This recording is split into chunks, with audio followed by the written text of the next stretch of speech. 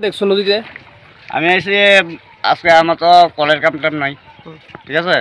তো কলের কাম নাই যে, তো আমি কই আচ্ছা কি গো তুমি একটা শুটকি তরকারি কাম তো আমি নদী থেকে একটু গুড়া মাছ ধরে দিলাই, বড় মাছ খেতে ভালো লাগে।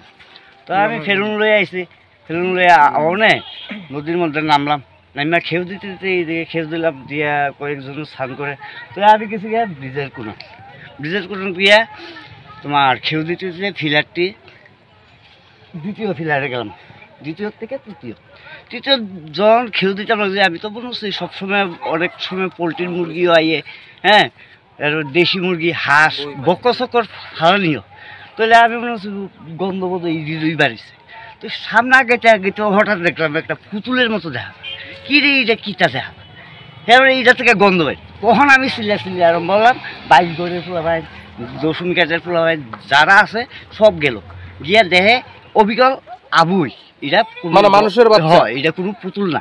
তখন আমি কইলাম এটা এখন কিতা করুন যা, তখন তোমরা খবর দিছে, তখন তোমরা আইসো, তোমরা কিতা করবা। কোন জায়গা এটা?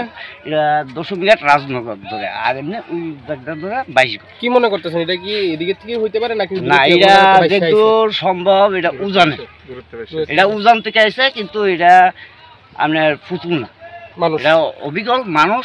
বিশ্বাস না গেলে আমার লোক যাইতে পারে, দেখতে পারে। আর আমার নামও আশিস দেব, আমার বাবার নাম হয়েছে স্বর্গীয় গৌরাঙ্গচন্দ্র দেব, মার নাম হয়েছে মায়া দেব।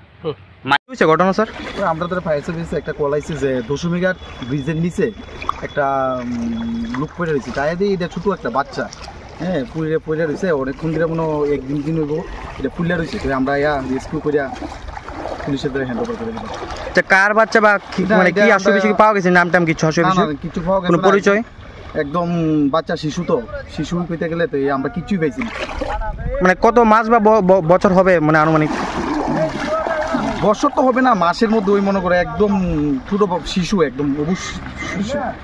তখন আপনার এটা মানে কোন জায়গাতে নিয়ে যাবেন বা কি? আমরা পুলিশকে হ্যান্ড ওভার করে দিয়েছি। আচ্ছা, কি নাম আপনার? আমার নাম প্রীতম, ফায়ারম্যান প্রীতম রায়।